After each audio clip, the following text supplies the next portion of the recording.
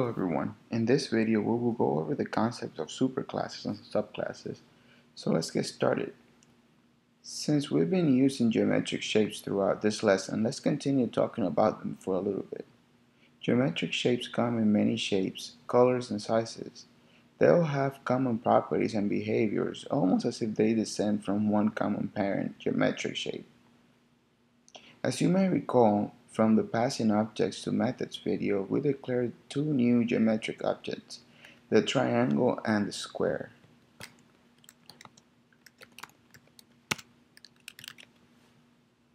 So here is the square object and the triangle object. In order to illustrate superclasses and subclasses, we will create a parent geometric shape in Java and have the circle, triangle, and square descend from this object. Let's first write the geometric object class.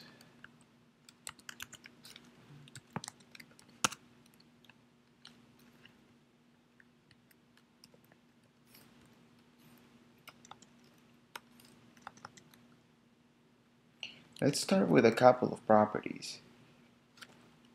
For now, let's just give it a name and a color.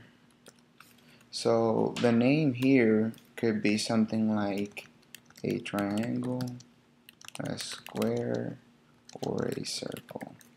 And the color obviously could be blue, green, or yellow. Or let's make it red.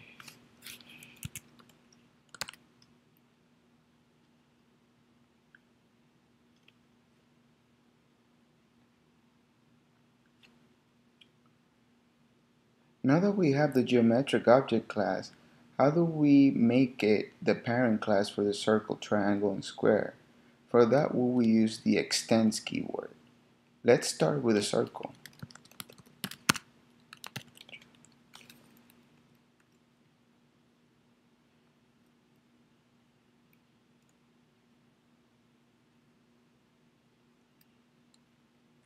Just by throwing the keyword extends and the name of the parent class, we just made the geometric object class the superclass of the circle, like this.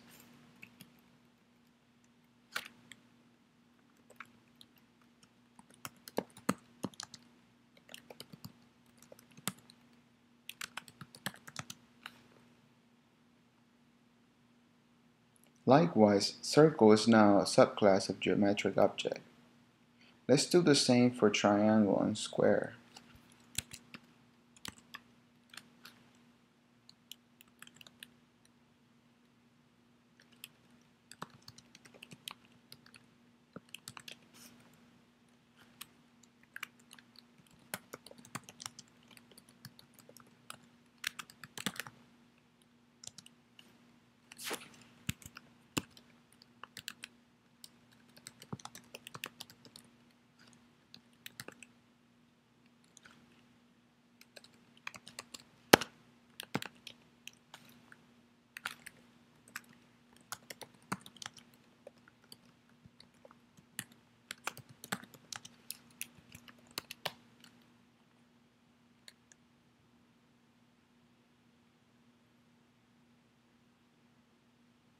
Now that we have established superclasses and subclasses, let's go over some of the properties of this relationship.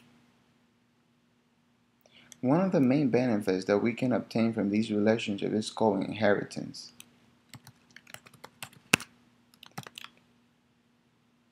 In object-oriented programming, inheritance simply means that the subclasses can inherit properties and behaviors from the superclasses. So the properties color and name are now accessible in the circle, triangle, and square objects without having to define them in the class.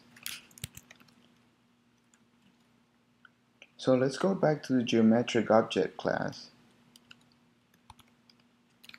and view the properties that are available.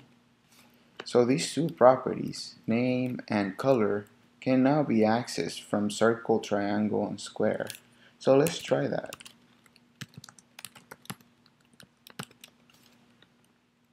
Let's give this circle object,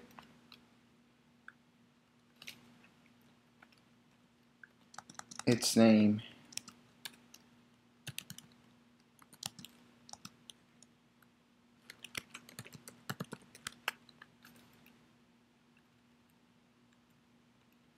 and we can also do the same here.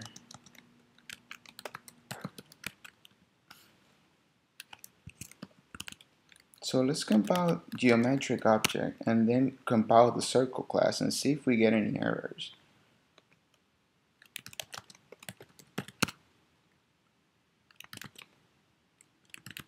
Sorry, it should be Java C. And it compiles just fine. So if you see here, in the circle class, there is no name variable anywhere defined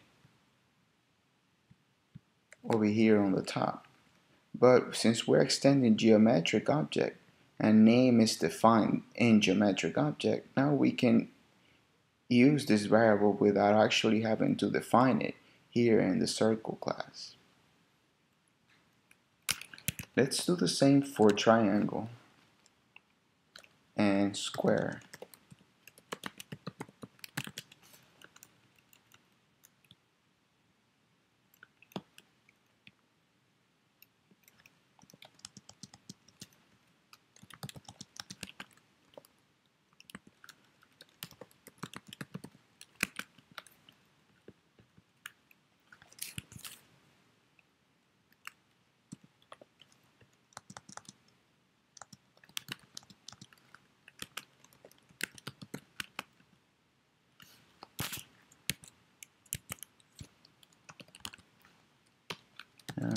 Now let's do the square.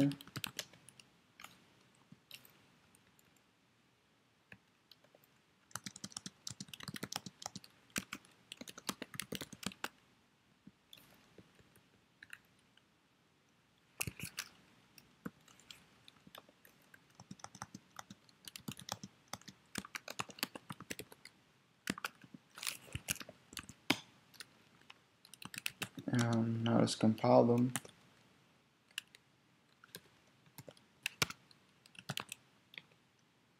It works.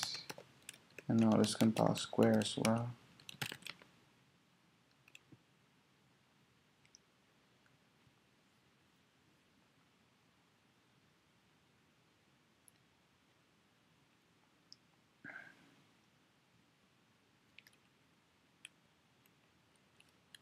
So if we go back to the test geometric objects, now we can slightly modify these methods since we have already given a name to each of these objects. So we can say, for example, here,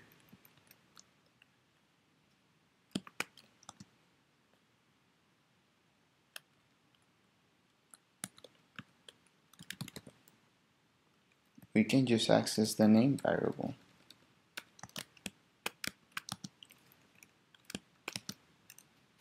Like this.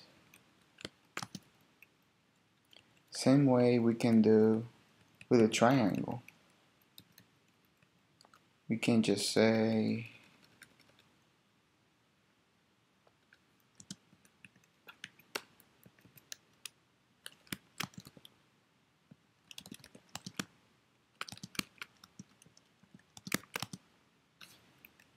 and then same thing here for the square.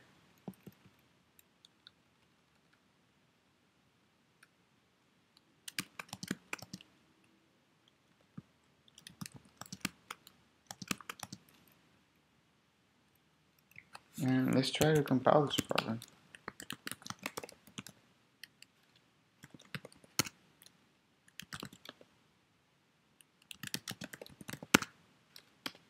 And it works same way as before.